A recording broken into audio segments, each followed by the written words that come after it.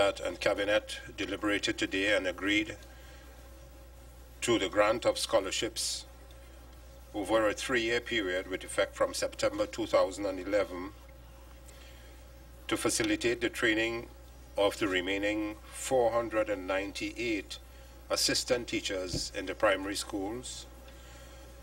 That is 443 from Trinidad and 55 from Tobago, to pursue a 4-year Bachelor of Education program at the University of Trinidad and Tobago.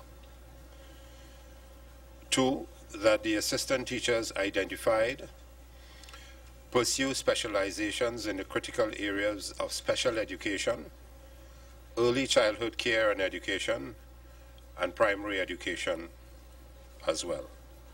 3, that a total provision of 173 million be made available for this program for the training from 2011 to 2016. 4, the grant of scholarships to 25 assistant teachers in the primary schools in Tobago, and these are teachers who have been pursuing the Bachelor of Education degree program at UTT for a 4-year period, and they started in September last year. They will now not have to come to Trinidad for the next academic year, and that will be pursued in Tobago at the University UTT Joint Complex campus in Tobago. So these 25 Tobago teachers, or teachers from Tobago in the primary schools, will be receiving their education in Tobago. We have 498 teachers at the moment who are assistant teachers, and we intend to train all of them. So the primary schools subsequent to this training completion will have all their teachers trained with a Bachelor's of Education degree at least, and teacher's diploma. It will be our thinking for the future that those with a teacher's diploma who pass through Corinth Teachers Training College and Valsine Teachers College will obviously move to the Bachelor's of Education subsequently. There are those within the primary schools who are pursuing the Bachelor's of Education by themselves on the part-time evening programs and in the vacation period, and this we welcome. Each primary school teacher or assistant teacher, the cost to the state for them will be approximately 71,000 per year for one of these teachers, because we're paying them the salary, they are being paid a book allowance and other allowances that will come up to about 71,000 approximately.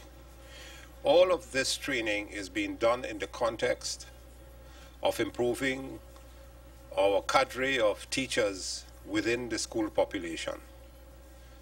You all have heard us speak about 17,000 students entering the primary schools, and they have to go through the program for 7 years from infant year 1 to standard 5. But what is alarming, and what we find ourselves in the state as it is at the moment, and this has been going on for the last approximately 7 or 8 years, that out of the 17,000 children writing the SEA, 1 in 20 score higher than 90%. 1 in 10 score less than 30%. And 1 in 2 score less than 30%. Out of these 17,000 children who now go to the secondary schools,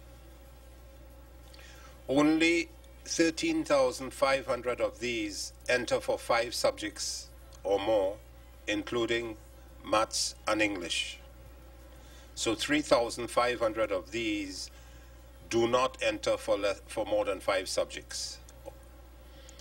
And out of these 13,500 who write 5 subjects or more, only 6,500 approximately, possibly just 1 in 2 of these get 5 subjects or pass 5 subjects, including maths and English.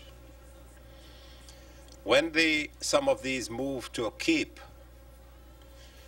out of these 6,500 who get 5 passes or more, approximately 3,500 go to Cape.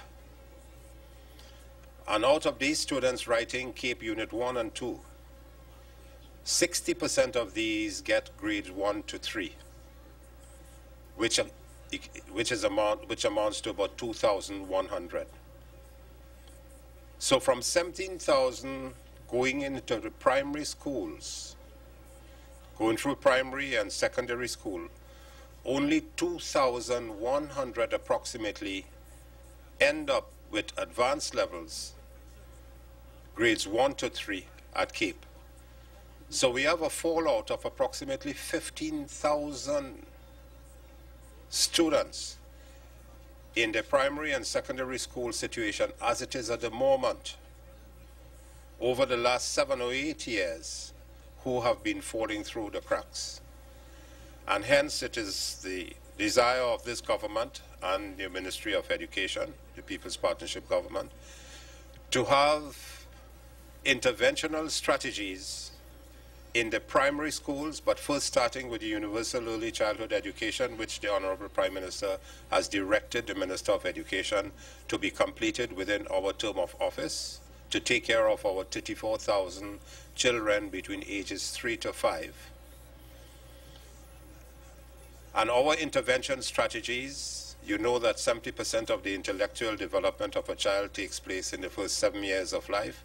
So we want to ensure that these students, these children, are nurtured properly and are taught properly with a specialized curriculum in early childhood education between ages 3 to 5, so that when they reach into primary schools, they would have already attained a certain degree of skills.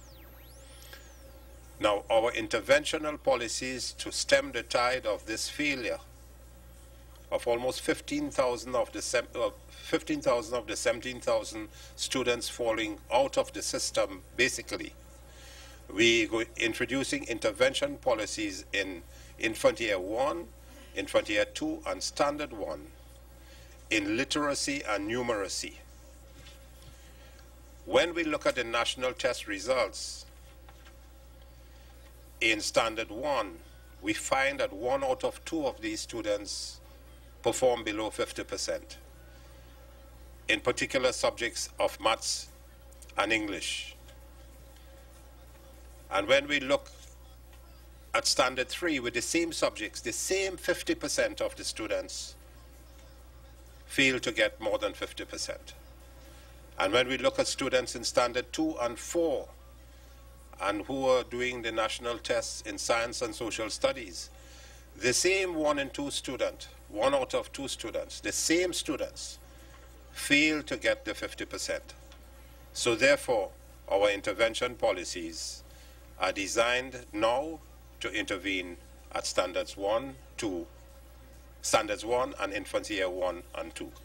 So it is important for us to give you that information, that we are training more of the teachers in the primary schools so that our primary school education will be improved considerably and we prevent the fallout of the students moving through the system. Thank you. Thank you very much, Dr. Gopeesingh. And I think the 498 teachers will be very, very happy